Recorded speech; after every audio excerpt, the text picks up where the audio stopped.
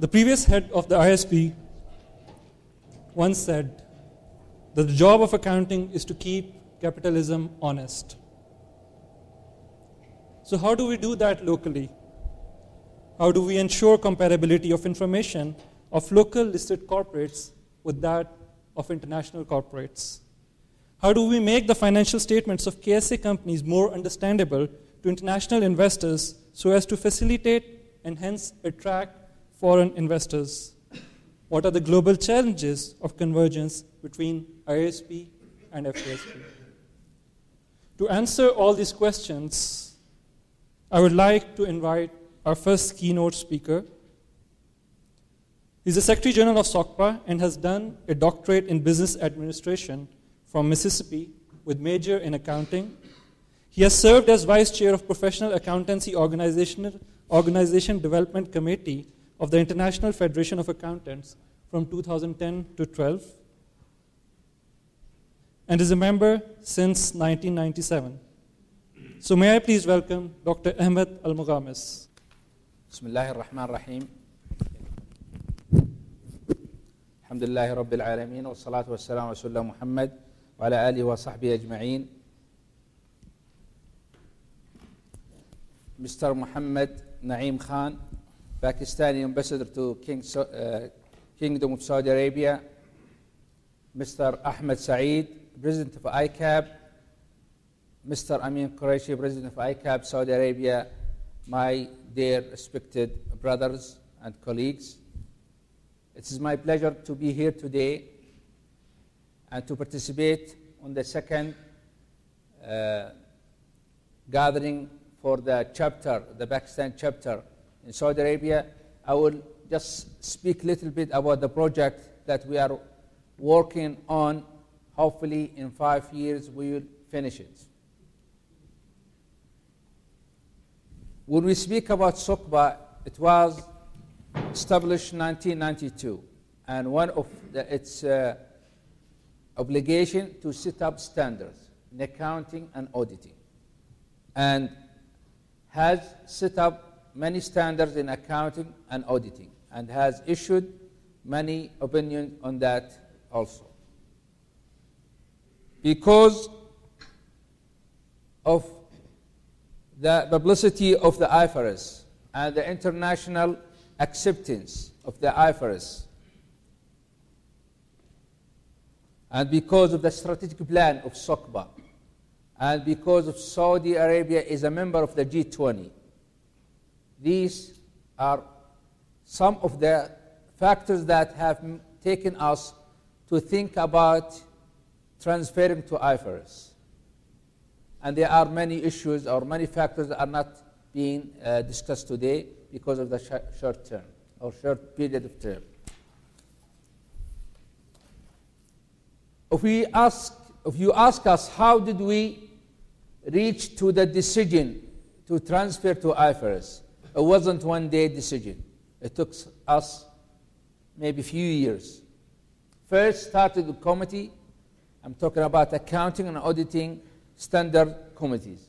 They have done few studies and they have finalized that it is better for the economy, for the country, is to have a plan to transfer into IFRS. After that, the board of SOCPA also has agreed on the decision made by the committee and has formed a steering committee. And the steering committee is not just only consists of SOCPA members. No, it took also on board Ministry of Finance, Saudi Monetary Agency, CMA Capital Market Authority, and also the accounting and auditing committees to be steering committee of the project. After they have studied the subject, they have taken a final decision to the board to look at the plan that's being made by these committees. Finally, on 18th of the February of 2012, the board, which was chaired by His Excellency Tawfiq al-Rabi'a, has approved the plan. Instead of switching off and on, from switching off SOCPA standard and turn on IFRS standard, we have to do actually a due process. We are not following a switch on and switch off methodology. So our implementation is a little bit systematic. It also takes in consideration the reality and the environment and the difficulties and the laws and the Sharia and other issues. So when we speak about the due process, SOCPA will not transfer into IFRS in one day. It will take it maybe in 5 years, in stages. Also, when we speak about the standards, we have to study these standards, IFRS standards, by the committees, accounting or auditing. Since we are speaking about IFRS, I will just mention IFRS more and more, but actually the plan is for the accounting and the auditing standards. The technical committees, the accounting and auditing, they have formed executive committees to study the standards, also to make sure that those people who are working on our project are fulfilling the needs and the standard of doing their study. When we speak about the due process, actually, we look at the IFRS standard from 3 points. One, from the Sharia points. So we have assigned people, a group of people, to look at each standard from Sharia point. Does this standard has any conflict with any Sharia law? Another group speaks, or they are taking the standard from laws, regulations. Do the regulations or do the standards, the IFRS standard, conflict with any regulation? CMA regulation, company regulation, SAMA, tax and zakat authority. So we have to make sure the standard is being studied by also from different points of others. The third one, which is to look also at the difficulties that has or might face implementation of the international account standard in Saudi Arabia. So all these 3 groups are working for each standard, and they give us their suggestions on the standard that we are going to, issue. After taking their notes, we take it to the technical committee, and they discuss it. After that, they take it to the major committees, and they discuss it. And after that, we set up a round table. By the grace of Allah, last week we had a round table for the accounting subjects, and before that, also 1 week before that, we had a round table for the auditing standard. It was in Medina Munawwara for 2 days, full time, to take those people from their families, from their business, just to concentrate on these projects. And these people who attended those round tables are not those who studied the standard. They are different.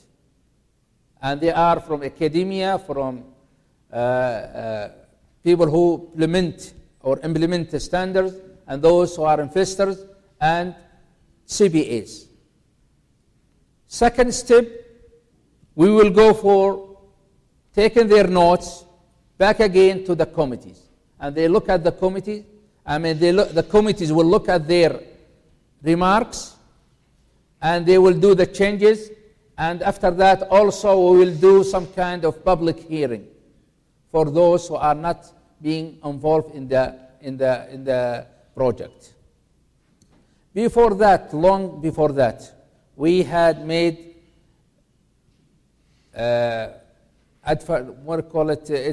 some kind of advertising on a newspaper that SOCPA is doing a project, and we need your help.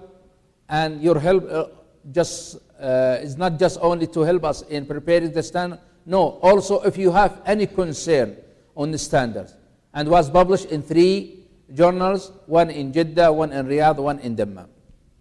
Now, how do we include our needs in the financial standards or in IFRS? Do we include them and do some deletions and some limiting options? Actually, we found that there are three things might be done or might be alter the standards. One is to do more disclosures. The other one is to limit options. The third one, which is maybe we might change some treatment. Actually, for the last 20 standards that we have done, we haven't seen any alteration to the treatment of transactions in the standards. Only we are adding disclosures or we are limiting options. And this is fine with the IFRS. With IASP, they said it's fine. You can do that, and you can still say it's IFRS standard. It's IFRS. We had little problem with the translation, actually. The Arabic translation that being called an official translations. We did small study, and we found that the translation right now cannot be used because it has a lot of mistakes, major mistakes. And we took this to the foundation, IFRS Foundation, and they have made an independent investigator, and he found out that the Arabic translation right now cannot be used anymore because it has a serious problem. And this is, we have an official letter. We did that only for our own purpose because we want to translate the standard for our own project, and when we try to use the Arabic translation, we couldn't use it because it has a lot of shortage here. So we asked them for a permit to translate it for our own use, and they have given us a temporary permit. When we speak about the IFRS, is it going to be applied to all companies, all entities? Actually, we are following the International Accounting Standard methodology. We will use full IFRS for those entities who are dealt in the stock market, and we are going to use the other one, which is the small, medium-sized entity standards for the other companies and entities.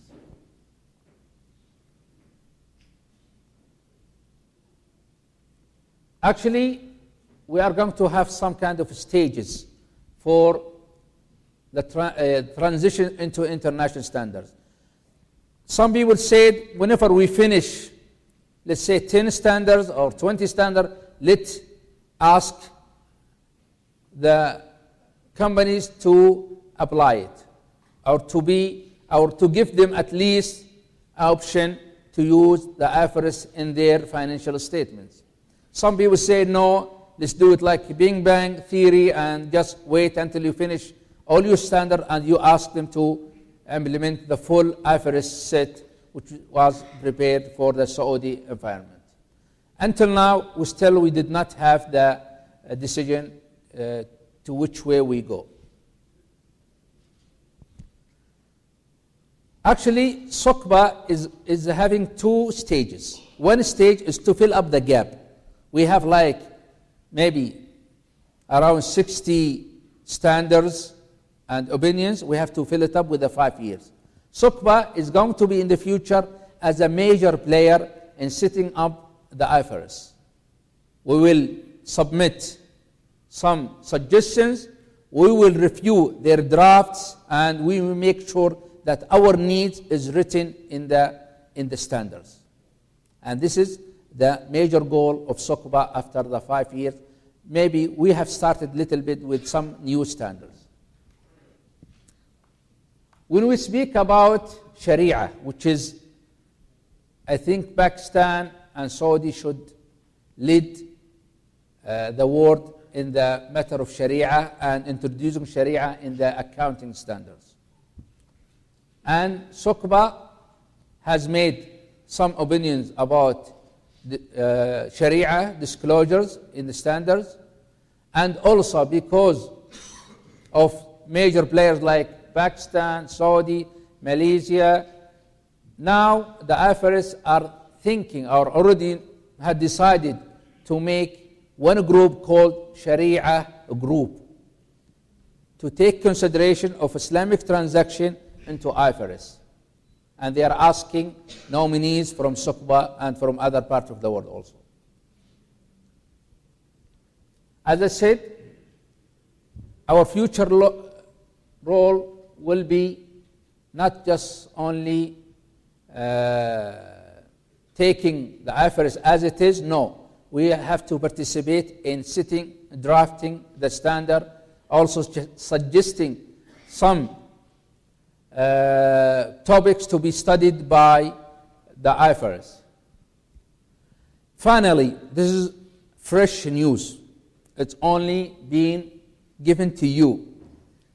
We have received news today that our nominees from SOCPA has been appointed with the board of trustee of IFRS.